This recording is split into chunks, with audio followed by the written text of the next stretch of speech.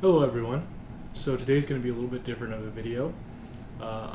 In light of recent events, that being the coronavirus outbreak or pandemic or whatever you want to call it, I figured I would show you guys a go bag that I have recently put together. Um, Before we get too far into it, you have to establish a couple things. First is, where are you going? And that should be very well defined, because if you don't know where you're going, you're going to end up wandering into somewhere where you don't want to be. Second is, what are you trying to do with it? And the third is how long it's going to take you to get to where you're going to. Answer those three questions, and this becomes a lot easier. So, answer the first question is, where are you going? Well, I'm going somewhere if something breaks out. I'm not going that far away, probably 200 miles tops, which if your car doesn't break down in that much time, you're good. If for some reason cars don't work, cars break down, you have to cover that gap somehow. So that's kind of where I'm at with this bug out bag.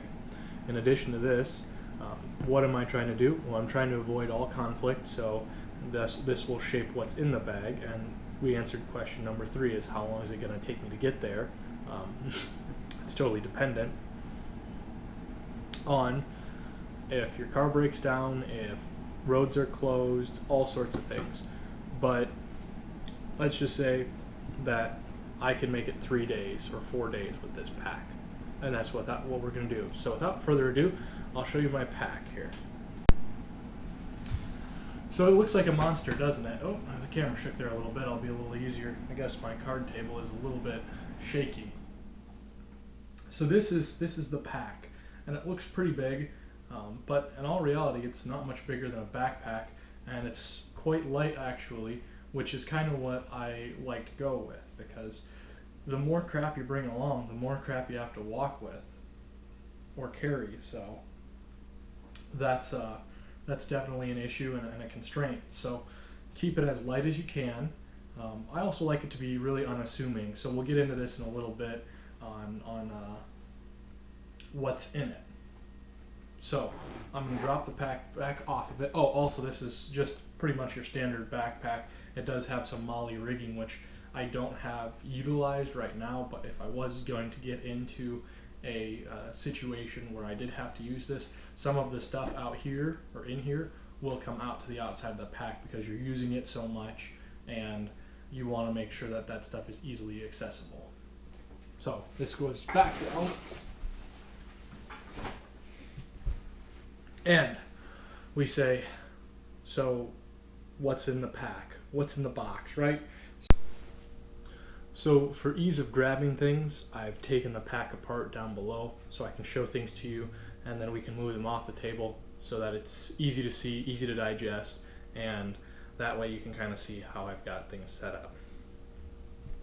3 categories is build, feed, and fight. You pick what is most important to you. I think building and feeding are far more important than fighting, but we definitely cannot forget about that option. Because you never know how people are going to react in this situation. We're already talking about something that's not happened in 60 years, which is a pandemic that's come across where people are being sent home. You can never be too sure. So for the first category, we're going to talk about building. Also, remember, 4 days. So we don't have a crap ton of building materials. However, what you do have is very important. First off, we're in the springtime. So 30-degree bag, very, very important. Keeps you warm at night. I mentioned springtime as well. The thing that goes directly with it, a shelter. Very simple, very cheap little tarp. It's waterproof. This is your shelter that you build at night. So you have something that keeps you warm, something that keeps you dry. Something to build your shelter with. Very simple little hatchet. This little guy, if I can figure out how to get it out of its sheath. You can see I've used it a little bit, but this little guy is super, super helpful when you need to build something out of wood, to build the structures for these, very helpful. Very good tool as well. I'll put that away because apparently I don't know how to use a sheath today. Additionally, if you're going to cook something, fire starter, knife. This also is very nice to have supplementary with the hatchet. Bigger things, smaller things. This knife will also help you. I don't know why that's going off, but that's not having a good day. This will also help you with cleaning animals if you do happen to want some more food of some sort. But remember, we're only out for 3 days. As a one-person show, I can live without food for 3 days. I can't live without water for 3 days. Very simple, unassuming water bottle. What do we have in it? Some of you are going to guess. Purification tablets. I have 20 tablets in here. What does that do for me? That does 5 gallons of water that I can purify with that thing. So, plenty of it in there, and a very good tool to have. So that covers that section. So that's the building section. So this guy stayed on here because obviously it's dual role. So this is feeding, you know, clean it, something or catch something, you got to be able to field dress it and prepare it. So that's what that is. In addition, this is a very small section, but very important. Fishing kit. It's got jigs. It's got small little plastic live bait in it, or not live bait, but plastic baits in it. We've got a variety of jig sizes. I've got a variety of hooks. Ranging from bigger to very, very small. So now you probably are thinking, so you got that.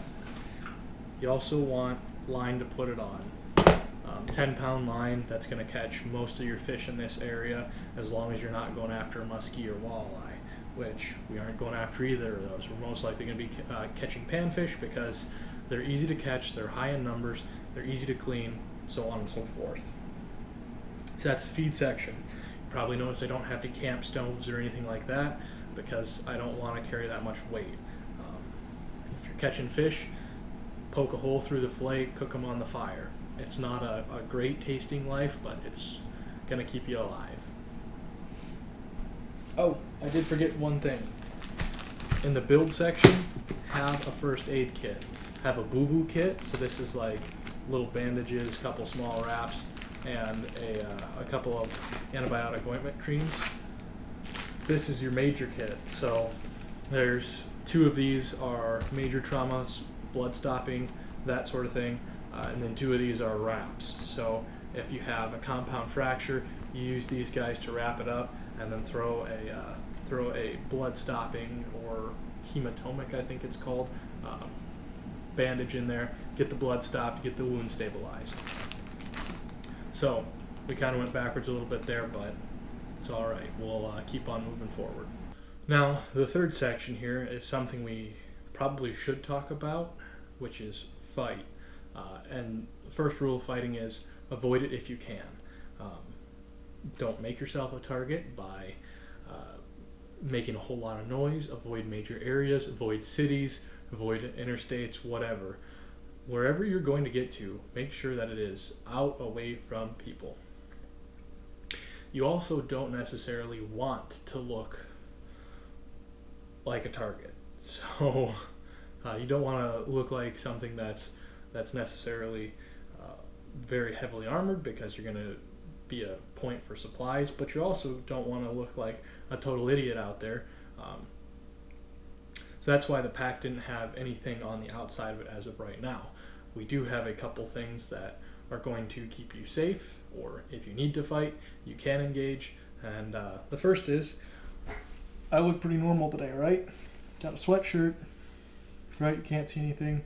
However, we do have a sidearm, 9mm, very standard sidearm. So it's empty, no mag. That's one thing. We're not going to go over that too much, mainly because everybody has what they like, and that's perfectly fine. So the other thing that, the other thing that we have in here, is a little bit bigger in some ways, shapes, and forms. It's a Kel-Tec Sub 2000. This is also a 9mm. So, cowboy action shooters are going, yeah, I know exactly what you're doing. For everybody else, since they both take the same ammunition, then I don't have to carry as much of it while still having a lot of it there. I can carry quite a bit of 9mm. That's another thing. That's why I like it. I can carry quite a bit of it, and it's not too heavy. So how much do you have in here? Well, you have one mag for the Sky, and then you have 3 more. So there are 10 round magazines. I have a couple finger choil ones, and I have the flat back ones as well. So 10 round magazines, that's 40 rounds there. How much are you carrying for the Kel-Tec? Carrying 3 20 rounders. So you have 60 here and 40 there. There's 100 rounds. Is that a little excessive? Probably. But I'd rather carry 100 rounds of 9mm and be over-prepared than not have enough of it. So, the one thing I don't have in here is the AR. And the AR I don't have in here because I don't think it's a really good thing to bring into it, because if I am carrying the AR, then we're going to have that outside the pack. Now, if shit's really going bad, which it may go here, then yes, I will bring along the AR. I have the magazines in here.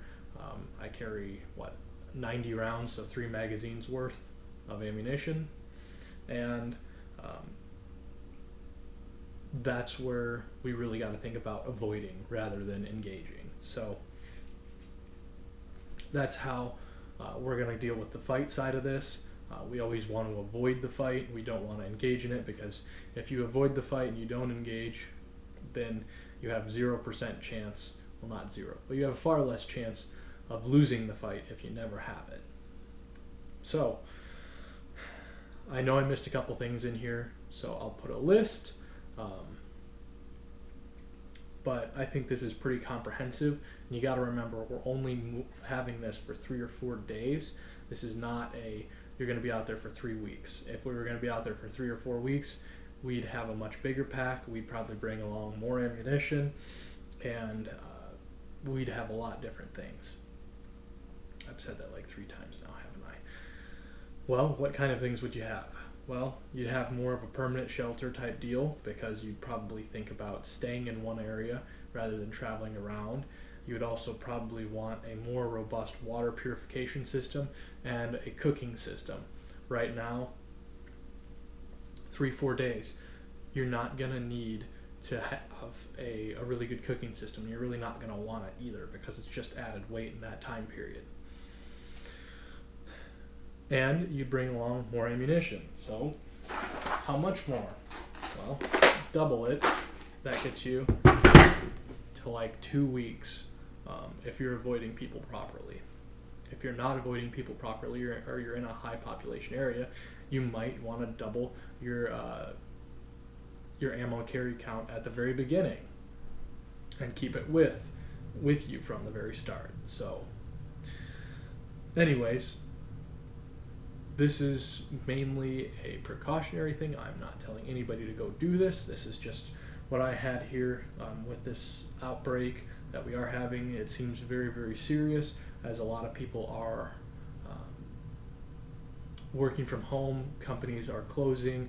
So with that, I figured I'd try and shed a little bit of light on what you can do if things go to the next step. I don't think things are there at all yet. I was out today in public and everybody seemed fine. So, of course, that's my area. You might be experiencing something else. With that, hopefully you found this informational. I know it's very scatterbrained, but if it gives you an idea of what you can do to be ready if something really does go bad, then I call it a win. Thank you, guys.